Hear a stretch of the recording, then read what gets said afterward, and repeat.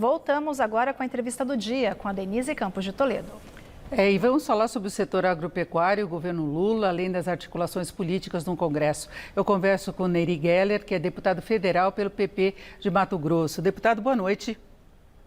Boa noite, Denise. Boa noite a todos os telespectadores. É uma grande satisfação estar com vocês. Bom, o senhor está participando da equipe de transição do futuro governo, mas antes de começarmos a falar de planos, eu queria que o senhor comentasse uma taxação que foi aprovada agora em Goiás, por iniciativa do governador Caiado, para compensar perdas de ICMS, o setor agropecuário será taxado em até 1,65%. Ele segue o que já ocorreu em Mato Grosso do Sul, no Paraná também tem iniciativa semelhante.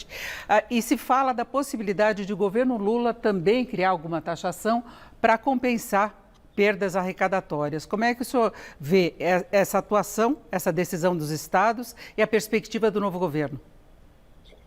Denise, eu particularmente sou a favor da reforma tributária que ela precisa acontecer no Brasil. É importante que se fale disso. Com relação à taxação, eu fui um dos responsáveis por tirar a PEC 42, que estava em fase terminativa no Senado Federal, já para acabar com a Lei Candir, que aí sim o agro brasileiro seria inserido com 12% a 17% até 19% de ICMS sobre as exportações, o que inviabilizaria o setor que está ajudando tanto na economia do Brasil. Com relação ao FETAB em Mato Grosso, no início do governo Mauro, eu fui um dos que ajudou e defendeu, inclusive. Por quê? Porque lá uma pequena taxa para ajudar para ter investimento em infraestrutura e em construção, inclusive de casas, poderia ser feito. Por quê? Porque o Estado, quando o governador Mauro Mendes, mesmo agora ele ter sido o meu adversário,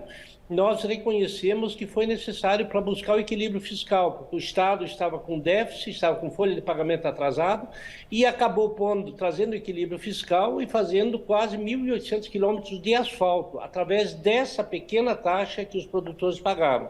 Com relação a Goiás, eu não sei exatamente qual é a forma, não conheço o tema.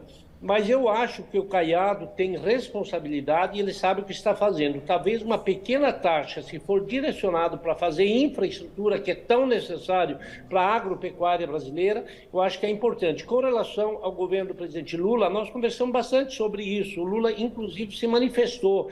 Nós ajudamos na elaboração do plano de governo do presidente Lula. O que o Lula vai fazer é conversar com o setor. O que nós, que estamos na transição, nós vamos ouvir. Aliás, fazer o que o presidente Lula fez durante os 8 anos de mandato dele e depois durante os 6 mandatos da presidente Dilma.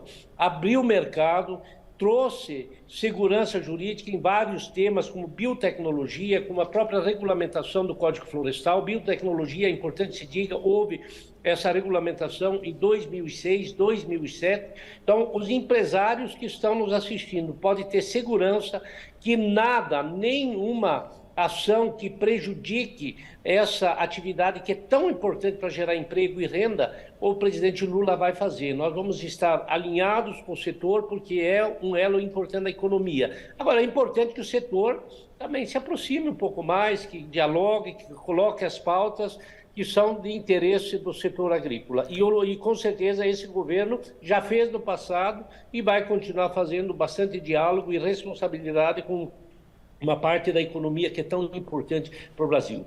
Agora, o senhor é ruralista, não é da região onde se registram as maiores manifestações contrárias à eleição de Lula, né, o questionamento. O senhor é do PP, que é um partido da base de apoio do presidente Bolsonaro. O senhor está na equipe de transição de Lula e pode, inclusive, participar se conseguir resolver problemas que levaram à sua cassação. Não é? O senhor gostaria de participar do governo Lula. Como é que fica essa ligação? O senhor tem sido muito criticado, assim como outros que apoiam o governo Lula, a própria Simone Tebet, que também é da área ruralista e da mesma região.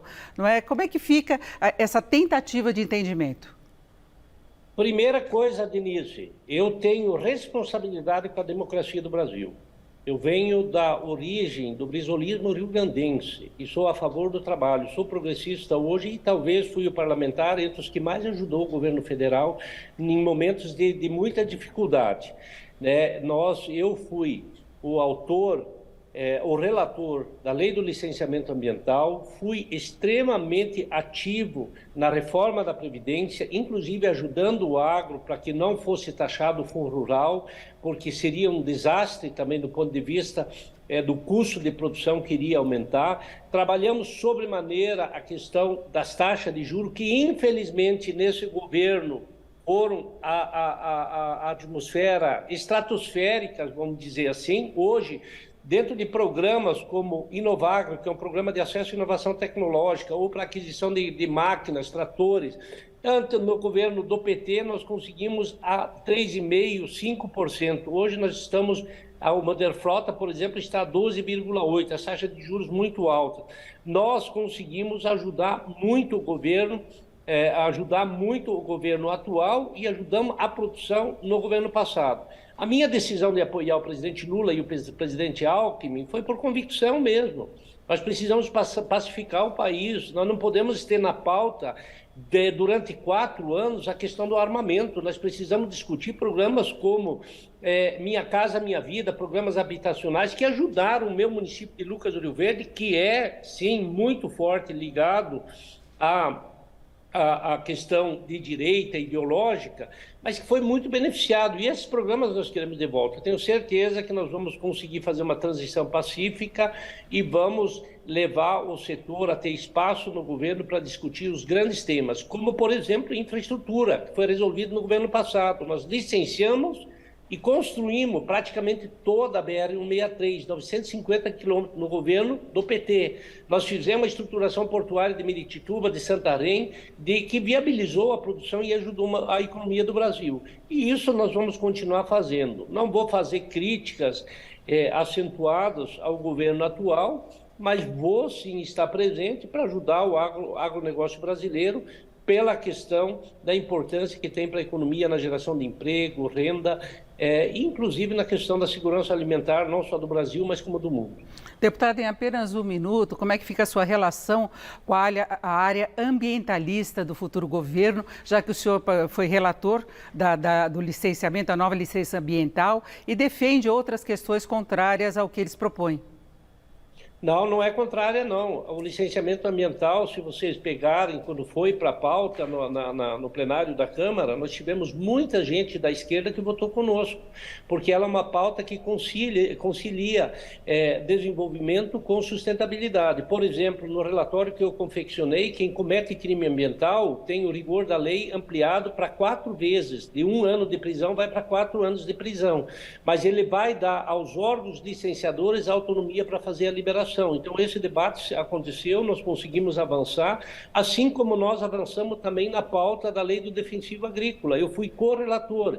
Tem que ter uma narrativa que seja justa. O relatório, ele é importante, inclusive, para ajudar na preservação, porque ele regulamenta a questão dos biológicos. Então, são temas que precisam de convergência, de diálogo, de discussão, e eu acho que é isso que nós vamos conseguir fazer no próximo governo. É isso, nós ouvimos Nery Geller, que é deputado federal pelo PP de Mato Grosso, integrante da equipe de transição do governo Lula. Deputado, muito obrigado, uma boa noite. Agradeço, Denise, pela oportunidade, estou sempre à disposição. Um abraço a todos.